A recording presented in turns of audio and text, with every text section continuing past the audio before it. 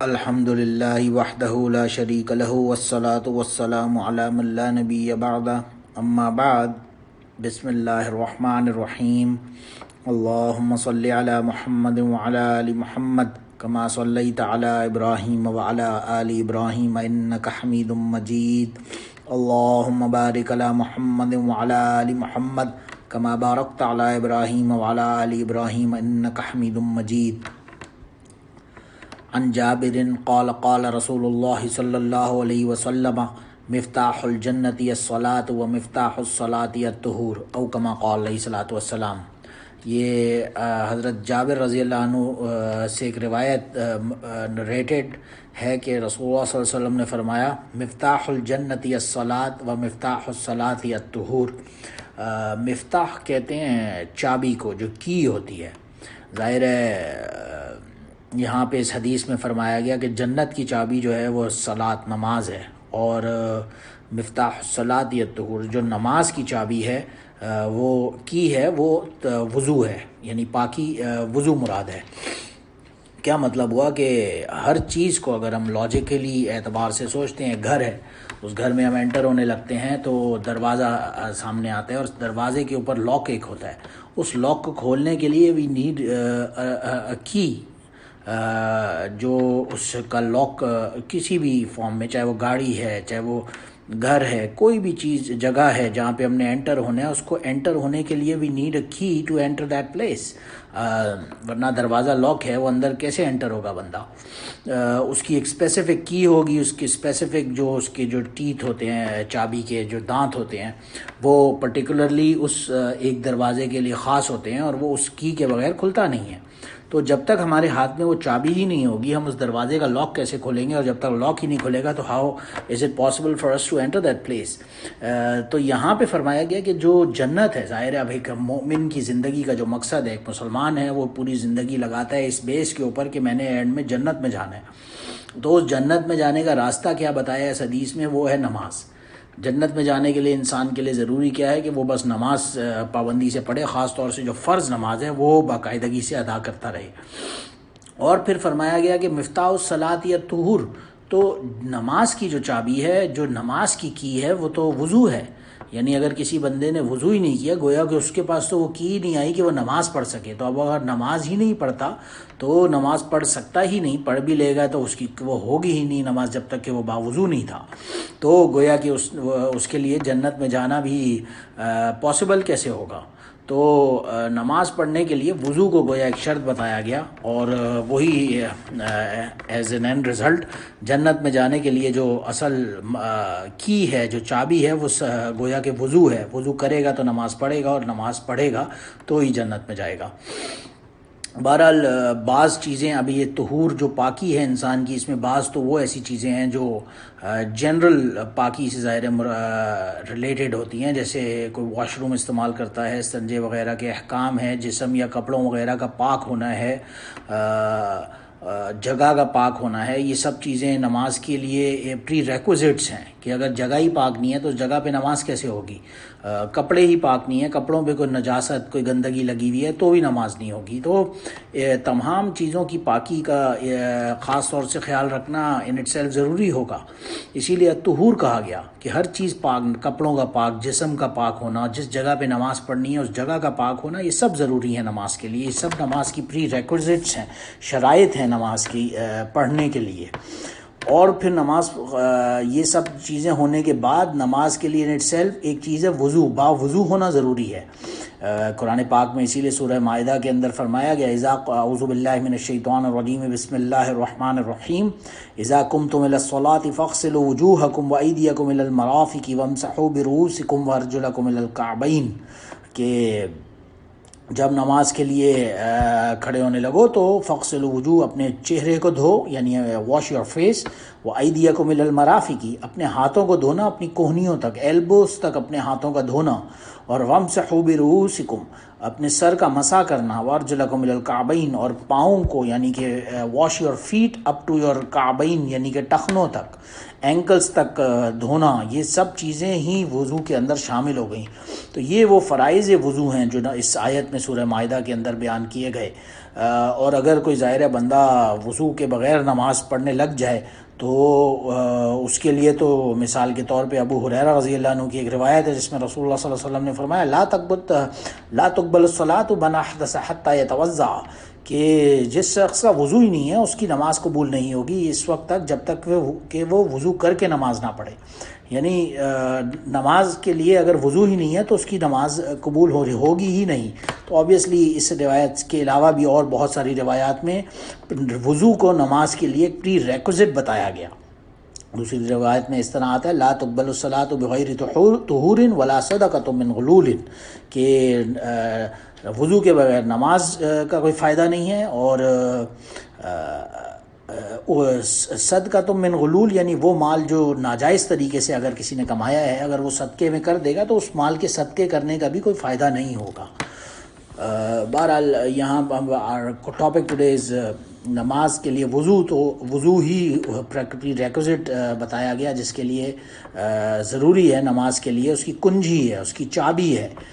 جسے مفتاح الصلاۃ کہا گیا روایت میں. اور حضرت علی رضی اللہ عنہ سے ایک روایت نریٹڈ ہے جس میں رسول اللہ صلی اللہ علیہ وسلم نے فرمایا مفتاح الصلاۃ الطہور و تحریم ہوا تکبیر و تحلیل ہوا و تسلیم، کہ نماز کی جو چابی ہے، کنجی ہے، جو نماز کی ہے وہ وضو ہے، اور اس کی جو تحریم ہے یعنی کہ نماز میں داخل ہونے کے لیے، نماز میں انٹر ہونے کے لیے، نماز شروع کس سے ہوتی ہے تو وہ تکبیر ہے، یعنی اللہ اکبر کہہ کے وہ نماز میں انٹر ہو جاتا ہے. تو جب انسان نے کھڑا ہو گیا نماز کے لیے اور اللہ اکبر کہہ دیا، اب وہ نماز اس کی سٹارٹ ہو گئی. اب اس کے بیچ میں جو کچھ بھی کرے گا وہ صرف ارکان صلاۃ کے ہی ریلیٹڈ جو کام ہوں گے وہ کرے گا، اور نماز سے باہر کوئی کام کی اجازت نہیں ہوگی. اور وہ تحلیل ہوا تسلیم، اور جب وہ سلام پھیر دے گا فائنلی تو اب گویا کہ اس کی نماز ختم ہو گئی، اور اب وہ کسی غیر صلاۃ نماز کے علاوہ بھی کوئی کام کر سکتا ہے. تو بہرحال روایت میں جو بیسکلی آیا مفتاح الجنت الصلاۃ و مفتاح الصلاۃ الطہور، کہ جنت کی جو کنجی ہے، جنت کی جو چابی ہے وہ نماز ہے، اور نماز کی جو چابی ہے، جو کنجی ہے وہ وضو ہے. اسی کے لیے بہرحال یہاں پہ بہت ایمفسس ہمیں نظر آیا کہ نماز پڑھنے کے لیے جو مین پری ریکوزٹ ہے وہ وضو ہے. تو وضو کرنے کے لیے پھر ظاہر ہے بہت ساری روایات میں ہمیں ڈفرینٹ مسائل ملتے ہی ہیں، لیکن بیس جو ہے وہ سورہ مائدہ کی یہی آیت ہے اذا قمتم الی الصلاۃ فاغسلوا وجوہکم وایدیکم الی المرافق الی آخر الآیت، کہ اپنے چہرے کا دھونا، واش یور فیس، ہاتھوں کا کونیوں تک دھونا، ایلبوز تک، اور پھر سر کا مسح اور پاؤں کو ٹخنے تک دھونا. یہ جو 4 چیزیں ہیں یہ فرض نماز ہیں، فرائض وضو ہیں. ان کے بغیر وضو کمپلیٹ ہی نہیں ہوگا، ان کا ایک ایک مرتبہ کرنا. لیکن ظاہر مسنون طریقے سے وضو کرنا وہ اس کا اپنا ایک مقام ہوگا، اپنا ایک ظاہر مرتبہ، ایک سٹیچر ہوگا. حضرت عثمان رضی اللہ عنہ ایک مرتبہ تشریف فرما تھے تو انہوں نے وضو فرمایا، اور وضو اس طرح فرمایا کہ اپنے ہاتھوں کو 3 مرتبہ دھویا، پھر کلی 3 مرتبہ کی اور پھر استنشاق یعنی کہ ناک میں پانی ڈالا 3 مرتبہ، پھر اپنے چہرے کو 3 مرتبہ دھویا، پھر اپنے ہاتھوں کو، رائٹ ہاتھ کو دھویا 3 مرتبہ الی المرافق، اپنی کونیوں تک، ایلبوز تک، پھر اپنے لیفٹ ہاتھ کو 3 مرتبہ دھویا ایلبوز تک، پھر سر کا مسح فرمایا، پھر پاؤں دھوئے 3 مرتبہ اپنے اینکلز تک، پہلے رائٹ پاؤں دھویا اور پھر لیفٹ پاؤں، اسی طرح ایوری تھنگ، پہلے رائٹ ہاتھ، لیفٹ ہاتھ، پھر رائٹ پاؤں، لیفٹ پاؤں، اس طرح سے پورا انہوں نے وضو کر کے دکھایا. اور پھر عثمان رضی اللہ عنہ نے فرمایا رأیت رسول اللہ صلی اللہ علیہ وسلم توضأ نحو وضوء ھذا، میں نے رسول اللہ صلی اللہ علیہ وسلم کو دیکھا تھا وہ اس طرح وضو فرمایا کرتے تھے. اور پھر فرمایا رسول اللہ صلی اللہ علیہ وسلم نے من توضأ وضوء ھذا ثم يصلي ركعتين لا يحدث نفسه فيهما بشيء غفر له ما تقدم من ذنبه، کہ جو شخص بھی اس طرح وضو کرے گا، 3 دفعہ پہلے ہاتھ دھوئے، پھر کلی کرے، پھر ناک میں پانی ڈالے، پھر پورا چہرہ 3 مرتبہ دھوئے، پھر رائٹ ہاتھ 3 مرتبہ دھوئے کونیوں تک، ایلبوز تک، پھر لیفٹ ہاتھ 3 مرتبہ ایلبوز تک دھوئے، پھر سر کا مسح کرے، پھر پاؤں دھوئے اپنے اینکلز تک. تو جو اس طرح وضو کرے گا، اس کے بارے میں رسول اللہ صلی اللہ علیہ وسلم نے فرمایا کہ جو اس طرح کر کے 2 رکعت نماز پڑھے گا کہ تو اس کے تمام پچھلے گناہ معاف کر دیے جائیں گے. تو ظاہر ہے سبحان اللہ و تعالی اس وضو کو صحیح طرح سے کرنے کے ظاہر ہے بہت سارے اپنے فضائل ہمیں ملتے ہیں، اور یہی طریقہ ایک دوسری ابی حیہ رضی اللہ عنہ کی بھی روایت میں آتا ہے کہ انہوں نے علی رضی اللہ عنہ کو ایک مرتبہ دیکھا، علی رضی اللہ عنہ نے بھی اسی طرح سے وضو فرمایا، اور فرمانے کے بعد انہوں نے فرمایا اریکم کیف کان طہور رسول اللہ صلی اللہ علیہ وسلم، میں یہ چاہتا تھا کہ میں تم لوگوں کو دکھاؤں کہ رسول اللہ صلی اللہ علیہ وسلم کس طرح وضو فرمایا کرتے تھے، اور پھر انہوں نے وضو علی رضی اللہ عنہ نے بھی اسی طرح کر کے دکھایا، دوسرے تابعین اور جو بھی اس کی مجلس میں لوگ موجود تھے۔ بہرحال لیکن ایک عبداللہ بن عباس رضی اللہ عنہ کی روایت سے یہ بھی پتہ چلتا ہے کہ توضا رسول اللہ صلی اللہ علیہ وسلم مرتن لم یرد الہذا، کہ رسول اللہ صلی اللہ علیہ وسلم نے اپنے تمام جو وضو کے دوران جسم کے اعضاء تھے انہیں ایک ایک مرتبہ دھویا۔ اور ایک دوسری روایت میں مرتین کے بھی کبھی کے بھی الفاظ ہمیں ملتے ہیں، تو توضا مرتین عبداللہ بن زید رضی اللہ عنہ کی، تو 2 مرتبہ دھونے کا یعنی کہ بھی ذکر ملتا ہے۔ پھر ایک تیسری روایت میں حضرت عمر بن شعیب عن ابی عن جدی کی رضی اللہ عنہ کی روایت میں پتہ چلتا ہے کہ نبی کریم صلی اللہ علیہ وسلم نے ایک اعرابی کو وضو کرنے کے بارے میں جب بتایا تو وہ 3 مرتبہ کا وہاں پہ ذکر آتا ہے، دھوئے تمام اعضاء جسم کے، تو 1 مرتبہ کا بھی پتہ یہی چلتا ہے۔ بہرحال ان کو جو کرکس ہے وضو کا وہ یہی کہ منیمم 1 مرتبہ دھونا تو ضروری ہوگا ہی ہوگا اس کے، کیونکہ وہ تو قرآن کی آیت میں سورہ مائدہ میں آ گیا، یہ پری ریکوزٹس ہیں۔ لیکن جس نے اچھی طرح سے احسن الوضو کیا، بہترین مسنون طریقے پر، تو ظاہر ہے اس کا زیادہ اجر و ثواب ہوگا۔ 1 مرتبہ ان تمام چہرے کا، ہاتھ کا، پاؤں کا اور سر کا مزہ، یہ جو 4 چیزیں ہیں یہ فرض وضو ہے، یہ اس کے بغیر وضو ہوگا ہی نہیں۔ اس کے لیے بہترین روایت ایک حضرت ابن عمر رضی اللہ عنہ کی ہمیں ملتی ہے، جس میں رسول اللہ صلی اللہ علیہ وسلم نے فرمایا من توضا واحدا فتلک وظیفۃ الوضو، کہ جس نے 1 مرتبہ دھویا اس نے وضو کو کمپلیٹ کر لیا، اس کا وضو ہو جائے گا، اور جس نے 2 مرتبہ دھویا تو اس کو ڈبل اجر ملے گا، اور من توضا ثلاثا، جو 3 مرتبہ دھوئے گا اپنے جسم کے اعضاء کو، فذلک وضو للانبیاء من قبلی، کہ یہ میری طرح کا وضو ہے، اور جو مجھ سے پہلے انبیاء تھے ان انبیاء کے طریقہ پر اس نے وضو کیا، یعنی 3 مرتبہ کا جو دھونا ہے یہ مسنون، یہ افضل وضو ہے، یہ انبیاء کے طریقے پر اس نے وضو کیا۔ جو بندہ باقاعدہ 3 مرتبہ دھوئے گا تو اس کے اپنے ایک فضائل ظاہر ہے ہمیں ملیں گے یقیناً۔ ایک روایت سے ہمیں یہ بھی پتہ چلتا ہے کہ وضو کرنے سے پہلے بسم اللہ کے نام سے ایک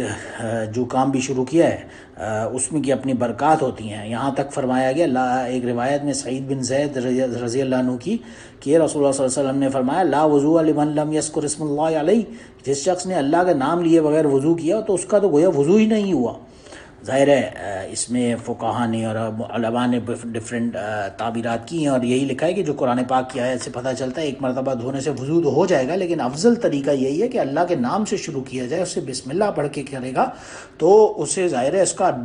دوہرا اجر ملے گا۔ اور یہی بات حضرت ابو ہریرہ رضی اللہ عنہ اور ابن مسعود اور ابن عمر رضی اللہ عنہ ان کی ایک روایت سے ثابت بھی ہوتی ہے، جس میں آتا ہے کہ من توضا وذکر اسم اللہ علیہ فإنہ یطہر جسدہ وکلہ ومن توضا ولم یذکر اسم اللہ لم یطہر الا موضع الوضو، کہ جس نے اللہ کے نام سے یعنی اللہ کے نام سے ذکر کرتے ہوئے پھر وضو کیا تو اس نے اپنے یعنی گویا کہ سارے جسم کو پاک کر دیا، اور جس نے اللہ کا نام نہیں لیا تو اس نے گویا کہ اپنی اسپرچویلٹی کو بالکل فارم میں پاک نہیں کیا، بس اس نے گویا کہ وضو کے ارکان ادا کر دیے، گویا نماز اس کی ہو جائے گی۔ نماز اگر اس نے جو فرض وضو ہے یعنی چہرے کا دھونا، ہاتھ کا دھونا، چہرے کا دھونا، سر کا مسح اور پھر پاؤں کا دھونا، یہ 4 جو فرض وضو کے ہیں ہمیں بتائے گئے آیت قرآن میں سورہ مائدہ میں، یہ جس نے کر لیا اس کا وضو ہو جائے گا، لیکن اسے وہ اسپرچویلٹی حاصل نہیں ہوگی جو ظاہر ہے جو مسنون طریقے پہ کرے گا، بسم اللہ پڑھ کے شروع کرے گا، 3 مرتبہ دھوئے گا صحیح طرح سے اعضاء کو جسم کے، تو اس کا وضو صحیح مسنون طریقے پر ہوگا۔ اور ایک روایت میں حضرت ابو ہریرہ رضی اللہ عنہ فرماتے ہیں کہ رسول اللہ صلی اللہ علیہ وسلم نے مجھ سے ایک مرتبہ کہا، یا ابا ہریرہ اذا توضأت فقل بسم اللہ والحمد للہ فإن حفظتک لا تکتب لک الحسنات حتی تحدث من ذلک الوضوء، کہ جب تم بسم اللہ اور الحمد للہ پڑھ کر وضو کرتے ہو تو جب تک تمہارا وضو باقی رہتا ہے تمہارے نامہ اعمال میں نیکیاں لکھی جاتی رہیں گی. یعنی گویا اس کی اپنی ایک عظمت، ایک برکت بتائی ابو ہریرہ رضی اللہ عنہ کو کہ الحمدللہ، بسم اللہ اور الحمدللہ کہنے کی ایسی برکت ہوگی کہ وضو جب تک اس انسان کا باقی رہے گا اسے اس کے نامہ اعمال میں نیکیاں ملتی رہیں گی. دوسرا جو مسنون طریقہ وضو کا بتایا ایک دوسری روایت میں، وہ فرمایا کہ اذا لبستم ویا توضأتم فابدؤوا بیمانکم، کہ جب بھی تم کپڑے وغیرہ پہنو یا وضو کرو تو اپنے رائٹ سے سٹارٹ کرو. پہلے رائٹ کپڑے ہیں، جوتے ہیں، کچھ بھی پہننا ہے تو وہ رائٹ سے استعمال کرو. اسی طرح وضو کے لیے بھی کہا پہلے رائٹ ہاتھ، رائٹ پاؤں رائٹ سے سٹارٹ کرو دھونا، اور پھر لیفٹ پر آؤ. تو ظاہر ہے یہ ایک مسنون طریقہ ہمیں بتایا گیا ان روایات میں، اور ظاہر ہے پھر اور افضل ترین کرنے کے لیے ایک روایت میں ہمیں بتایا گیا حضرت لقید بن صبرہ رضی اللہ عنہ کی، کہ میں نے ایک مرتبہ عرض کیا یا رسول اللہ اخبرنی عن الوضو، مجھے وضو کے بارے میں بتائیں. تو رسول اللہ صلی اللہ علیہ وسلم نے فرمایا اسبغ الوضوء وخلل بین الاصابع وبالغ فی الاستنشاق لا تکون صائما، کہ تم اچھی طرح انگلیوں میں خلال کرو، باقاعدہ انگلیوں کے جو پارٹس ہیں اندر جو گیپس ہیں ان کو اچھی طرح دھو، اور باقاعدہ غرارہ یعنی کہ گارگل کرو، انلیس اللہ یہ کہ تم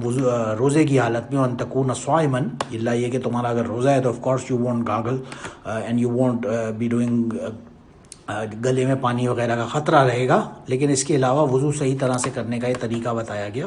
کہ اچھی طرح سے، ایک دوسری روایت میں بھی آتا ہے کہ اچھی طرح سے آنکھوں کو، اپنی انگلیوں کے جو درمیان پارٹس ہیں اور جو پاؤں کی انگلیاں ہیں ان کے درمیان جو پارٹس ہیں ان کو اچھی طرح دھویا جائے، اور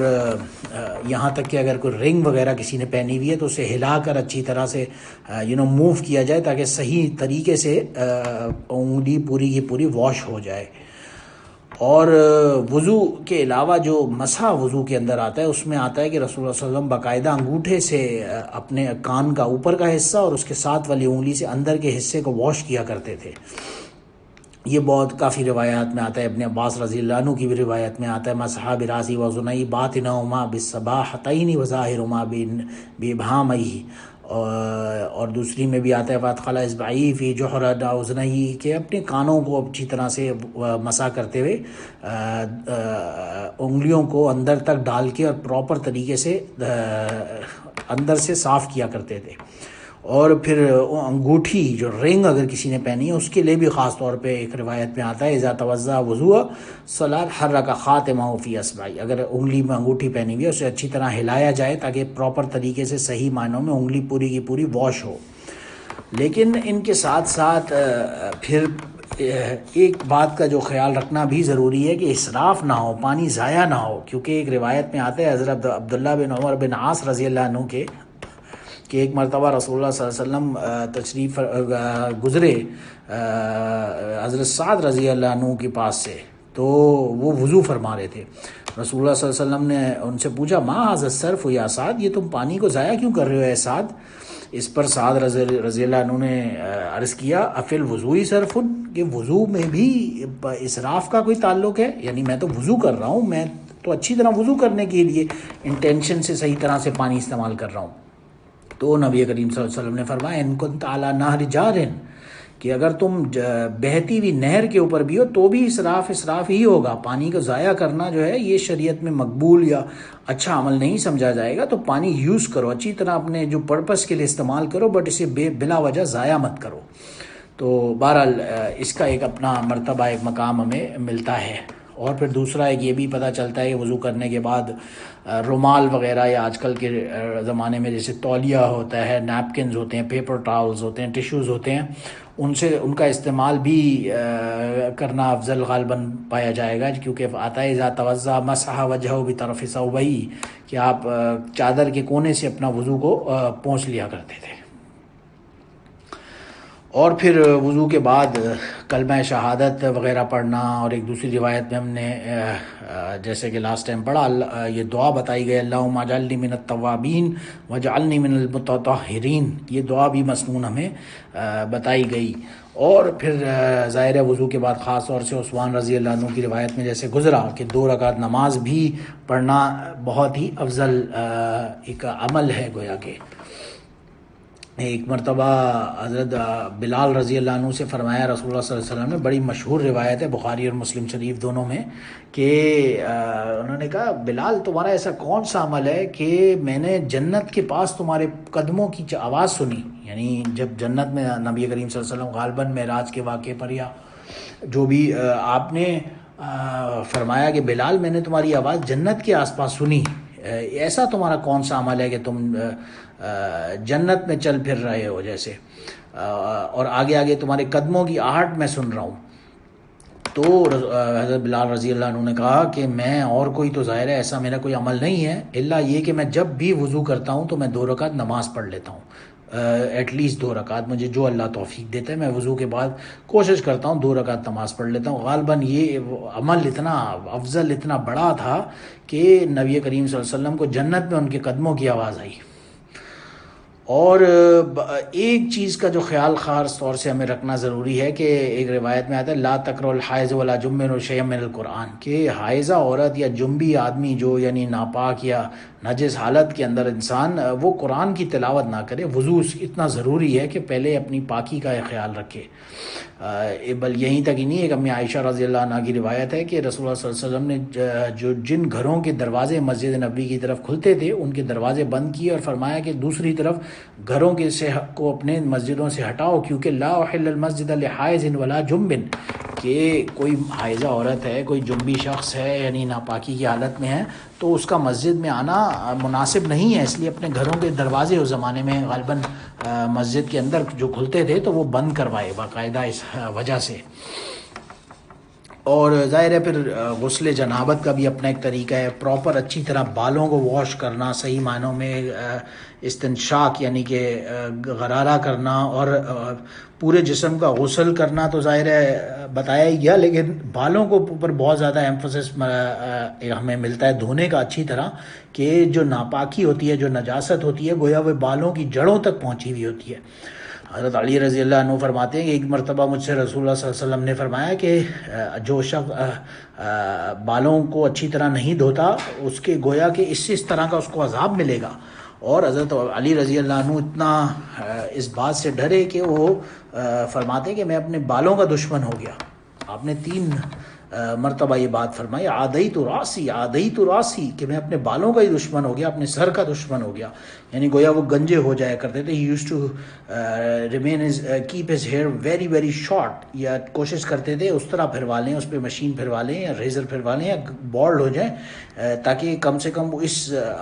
وعید کے زمرے میں نہ آ جائیں اس ڈر سے۔ تو پوری باڈی کو واش کرنا رسول اللہ صلی اللہ علیہ وسلم کا بھی معمول تھا، سب سے پہلے جو اپنی ہاتھ دھوتے اور پھر پارٹس کو واش کرتے اور پھر دوبارہ باقاعدہ زمین پہ مٹی سے ہاتھ دھوتے، آج کل کے زمانے میں صابن وغیرہ سے، ہینڈ سوپ وغیرہ سے ہاتھوں کا دھونا، اور پھر پوری باڈی کو اچھی طرح واش کرنا اور سر پہ باقاعدہ بالوں کی جڑوں تک پانی کو بہانا، یہ صحیح معنوں میں ضروری ہے۔ اور پھر ایک چیز ہے مسنون کے جمعے کے دن خاص طور سے غسل کرنا، اس کی ایک بڑی ہمیں فضیلت ملتی ہے۔ حدیث پاک میں آتا ہے ابن عمر رضی اللہ عنہ کی، اذا جاء احدکم الجمعۃ فلیغتسل، کہ جب بھی کوئی جمعے کے لیے آنے لگے نماز پڑھنے تو اسے چاہیے کہ غسل کر کے آئے۔ ایک دوسری روایت میں یہ بھی آتا ہے حق علی کل مسلم ان یغتسل فی کل 7 ایام یوم یغسل فیہ رأسہ وجسدہ، کہ ہر مسلمان کو چاہیے کہ وہ کم سے کم ہفتے میں 1 مرتبہ نہائے ضرور۔ تو ظاہر ہے پاکی کی کتنی ایمفسس ہمیں ملتا ہے۔ جو شخص یہ سمجھے کہ نہیں میں بہت ہی بڑا فقیر ہوں اور میں ناپاکی کی حالت میں پانی استعمال نہیں کر رہا، کونے پہ بیٹھا ہوں، مجھے کوئی پرواہ نہیں ہے، تو یہ بھی شریعت کا ایک مزاج نہیں ہے۔ شریعت میں یہی کہا گیا کہ باقاعدہ نہائے، جمعے کے دن خاص طور سے یا ہفتے میں ایٹ لیسٹ 1 دفعہ نہانے کو بہت ہی ترجیح دی گئی۔ لیکن خیر آف کورس نہانا کوئی فرض نہیں ہے، کیونکہ ایک روایت میں آتا ہے حضرت سمرہ بن جندب رضی اللہ عنہ کی من توضأ یوم الجمعۃ فبہا ونعمت ومن اغتسل فالغسل افضل، کہ ظاہر ہے جو وضو کر کے آئے گا نماز کے لیے جمعے کی تو اس کا بھی وضو آف کورس ہو جائے گا، نماز ہو جائے گی، لیکن یہ افضل یہ ہے کہ وہ غسل کر کے آئے، یعنی غسل کی ایک اپنی فضیلت ہوگی جمعے کی نماز میں۔ بہرحال اللہ ہم سب کو توفیق عطا فرمائے ہر جمعے غسل کرنے کی باقاعدہ۔ اور ایک دوسری چیز میت کے حوالے سے بھی فرمائی، من غسل میتا فلیغتسل، جو میت کو اگر نہلانے والا شخص ہے جس نے میت کو غسل دیا ہے اسے چاہیے کہ وہ خود بھی پھر غسل کرے۔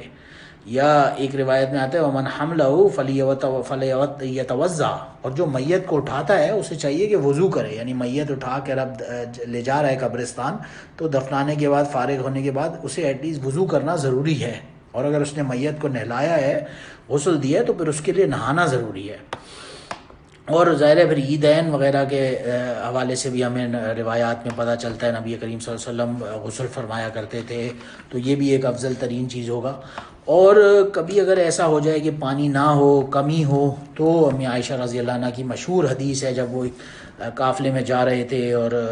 اونٹ بیٹھا ہوا تھا اور وہاں پہ ان کا ایک ہار چوری ہو گیا یا گم گیا غالباً، وہ پھر بعد میں پتہ چلا وہ جس اونٹ کے اوپر بیٹھے تھے اسی کے نیچے وہ اونٹ ہار تھا اور وہ بعد میں مل گیا وہ نیکلس۔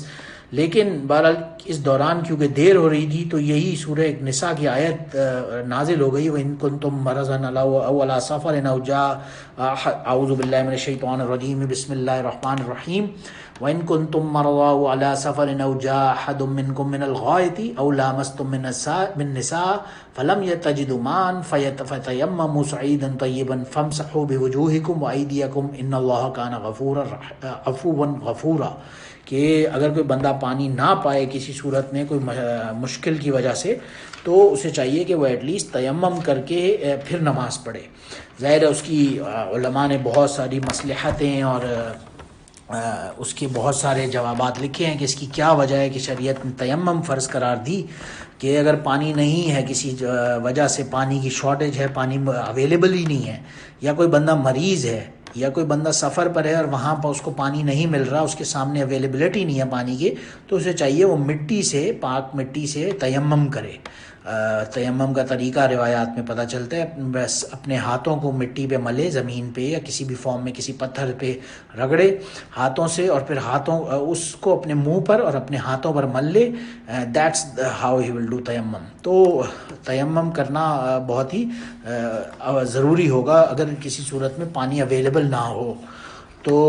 بہرحال اس کی وجہ یہی ہے کہ مٹی جو ہے وہ پاک ہوتی ہے، اور ایک ایسا انسان کے اوپر ایک نیچرل سا فینومنن ہے، اگر وہ ناپاکی کی حالت میں ہے تو اسے بالکل ہی وداؤٹ وضو کی اجازت نہیں دی، بلکہ یہ کہا گیا کہ ایٹ لیسٹ وہ تیمم کرے، گویا اس عادت میں ہو کہ اس نے پاکی حاصل کی ہے۔ اگرچہ پانی اب اویلیبل نہیں ہے، کتنے عرصے تک اویلیبل نہیں ہے اس سے فرق نہیں پڑتا، کیونکہ ایک روایت میں آتا ہے حضرت ابو ذر غفاری رضی اللہ عنہ کی کہ ان سعید الطیب وضوء المسلم وان لم یجد الماء 10 سنین فاذا وجد الماء فلیمسہ بشرہ فان ذلک خیر، کہ جو شخص 10 سال تک بھی اگر پانی نہ ملے، اتنی اویلیبلٹی نہ ہو، تو وہ تیمم کر کے نماز پڑھتا رہے، مٹی پاک ہوتی ہے اور اسے اس مٹی سے پاکی حاصل ہو جائے گی جو نماز کے لیے ضروری ہے، جو مفتاح الصلاۃ ہے وہ پاکی اسے حاصل ہو جائے گی، جس کے لیے کہا گیا یہ مفتاح الصلاۃ ہے، نماز کی چابی ہے۔ تو 10 سال تک بھی وہ وضو کرتا رہے، اور پھر جب وہ پانی کو پائے، جب اس کے سامنے پانی اویلیبل ہو، پھر اسے چاہیے کہ پانی سے باقاعدہ غسل کرے اور وضو کرے اور پاکی حاصل کرے۔ بہرحال اس وضو کی ایک بہت ہی اہمیت ہے، ایمفسس ہے، کیونکہ اس کے بغیر نماز ہی نہیں ہے، اور ظاہر ہے نماز ہی نہیں پڑھیں گے تو اس کے بغیر تو جنت میں جانا پاسبل نہیں ہوگا۔ تو صحیح معنوں میں جو وضو کے جو فرائض ہیں، واجبات ہیں، جو اس کی سنتیں، آداب ہیں، وہ سیکھنے چاہیے، ان پہ عمل کرنا چاہیے، اور ہم سب کو اللہ سبحانہ وتعالیٰ اس کی توفیق عطا فرمائے۔ وآخر دعوانا ان الحمدللہ رب العالمین، سبحان ربک رب العزت عما یصفون وسلام علی المرسلین والحمدللہ رب العالمین۔